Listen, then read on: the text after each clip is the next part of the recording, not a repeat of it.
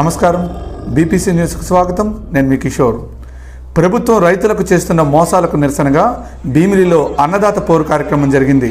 ఇందులో నియోజకవర్గ వైఎస్ఆర్సీపీ సమన్వయకర్త మజ్జి శ్రీనివాసరావు, జిల్లా పార్టీ అధ్యక్షులు కేకే రాజు, రైతులు, నాయకులు పాల్గొన్నారు. ఈ సందర్భంగా ఎండీఓ కార్యాలయం నుండి ఆర్డీఓ కార్యాలయం వరకు ర్యాలీగా వెళ్లి అక్కడ పరిపాలనాధికారికి వినతిపత్రం అందించారు. అనంతరం మజ్జి శ్రీనివాసరావు, జిల్లా పార్టీ అధ్యక్షుడు కేకే రాజు మీడియాతో మాట్లాడారు.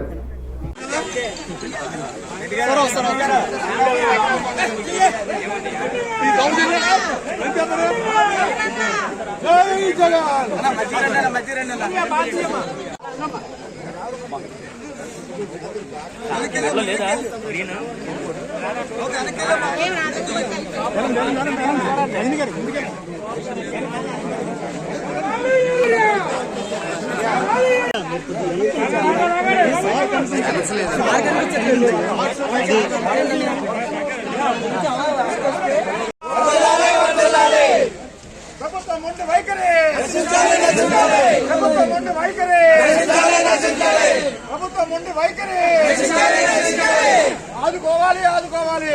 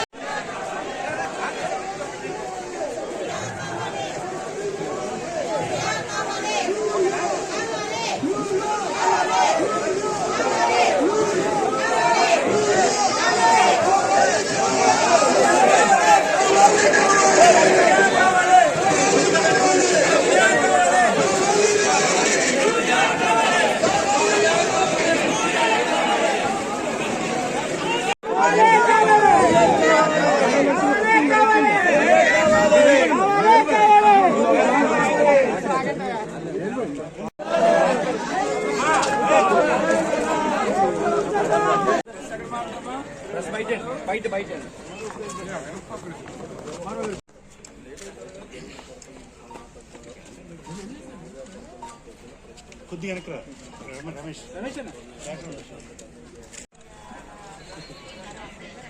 సమస్యలు కావచ్చు, ఏ సమస్యలు కూడా పట్టించుకోకుండా ఒక నియంతృత్వ ద్వారంలో ముఖ్యమంత్రి చంద్రబాబు నాయుడు గారు రాష్ట్రాన్ని పరిపాలిస్తున్నారు. ముఖ్యంగా ఆంధ్రప్రదేశ్ రాష్ట్రం అంటే భారతదేశానికే అన్నపూర్ణని ప్రతీతి.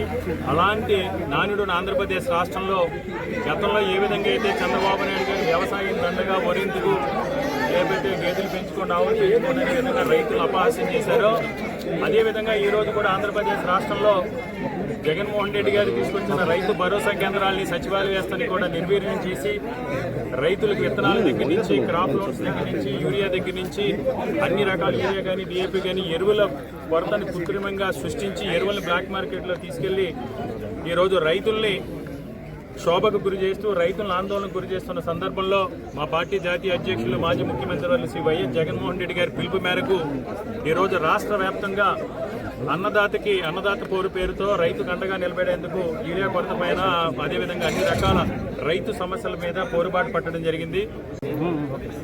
వైఎస్ జగన్మోహన్ రెడ్డి గారి పిలుపు మేరకు ఈరోజు భీమిలి రెవెన్యూ డివిజన్ పరిధిలో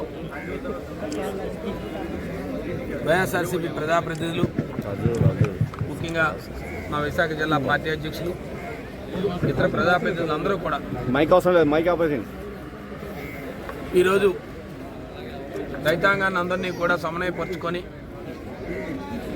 ముఖ్యంగా రైతులు ఎదుర్కొంటున్న సమస్యల్ని, ముఖ్యంగా ప్రధానంగా ఈ ఖరీఫ్ సీజన్లో ఏవైతే ఎరువులు రైతుకు అత్యంత అవసరమో తన వ్యవసాయానికి, దాంట్లో భాగంగా యూరియా ఏదైతే ఉందో అది కొరత కారణంగా రైతు పడుతున్న ఇబ్బందుల్ని ఈ ప్రభుత్వం దృష్టికి తీసుకురావాలని చెప్పి ఒక శాంతియుతంగా, ప్రజాస్వామ్యబద్ధంగా మేమందరం కూడా ఈ ప్రభుత్వాన్ని తెలియజేయాలని చెప్పి మా నాయకుడు ఆదేశాలకు అనుసారం ఈరోజు వచ్చి ఈ మెమరాండం ఇవ్వడం జరిగింది.